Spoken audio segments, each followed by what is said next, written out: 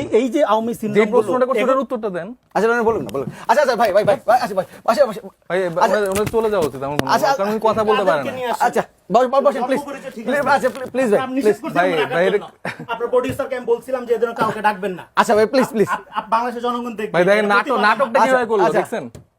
রনি ভাই হ্যাঁ আচ্ছা এই রনি জন্ম প্লিজ পরিচয় ঠিক ছিল না কিনা দেখেন প্লিজ অপশনে আপনি হ্যাঁ আপনি বন্দুক বের করবেন, তার মানে কি সন্ত্রাস করার জন্য তারা সেখানে গেছিল। এখন একটা আপনার কথা আছে উচিত বাংলার একটা ভালো পদ দেয়া। আমার মনে হয় যে হ্যাঁ, বিএনপি যারা এটা- আছেন হ্যাঁ। রনি ভাইকে প্লিজ একটা ভালো পদ দেন। এই লোকটা যেভাবে হ্যাঁ। দলকে সার্ভ করতেছে মানে অনেক বড় নেতারাও করতে পারছে না। আমি বিএনপি আমাকে সমস্ত রকম করেন, পদ করেন ভাই, চাচ্ছে, করেন। বিএনপি আমাকে অনেক রকম অফার কি করছে, সব পদ আমি সেটা deny বোঝা করছি। যাবে, আপনার ফ্রাস্ট্রেশন দেখলে বোঝা যায়।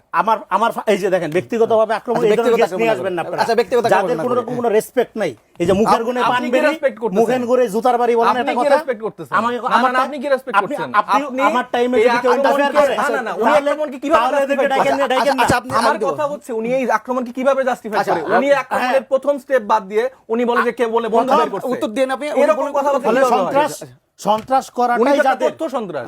সন্ত্রাস করাটাই যাদের মনোবাসনা। আমরা শুধু গণঅভ্যুত্থানের সময় মাঠে ছিলাম না, আমরা 13 সাল থেকে প্রত্যেকটা পর্বে মাঠে ছিলাম।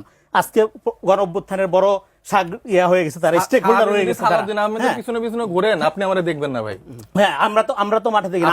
আমরা সমন্বয় সারাদিন বই পড়লে মাঠের রাজনীতি কারা করে আপনি দেখেন নাই। 18-19 সাল থেকে সাইফ মুস্তাফিজ কি রাজনীতি করে একটু শিখেন, দেখে আসেন।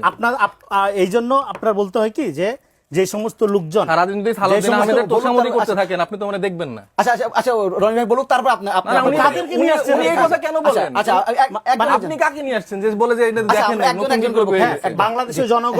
বাংলাদেশের জনগণ আমাদেরও চিনে।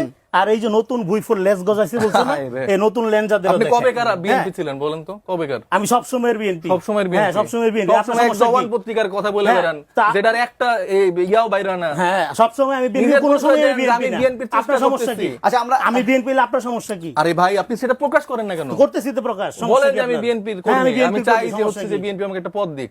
এটা আপনি চান, এটা আমি তো চাচ্ছি আপনি তো না। চাচ্ছেন না, আচ্ছা আপনি frustrated। আচ্ছা আমরা তার মানে কি? তার মানে কত বড় বেয়াদব, কত বড় নোংরা, দেখছেন, কত বড় কিরকম কুলাঙ্গার কথাবার্তা বলে। দেখছে, বলতেছে যে বিএনপি এই আমাকে এটা একটা কি পদ ধরনের দেয়। কথা? উনি কুলাঙ্গার কুলাঙ্গার বলছেন। কথা বলবো আমি। আমরা ব্যক্তিগত হ্যাঁ, আক্রমণে যাবো। আমার একটা দল করার নিজের অধিকার বংশ নাই। পরিচয় যদি উনি আমাকে আর এরকম করে ধরেন আমি দেয়, তাহলে বিএনপি করি, হইলো এটা হবে। আমার অপরাধ। তার মানে কি?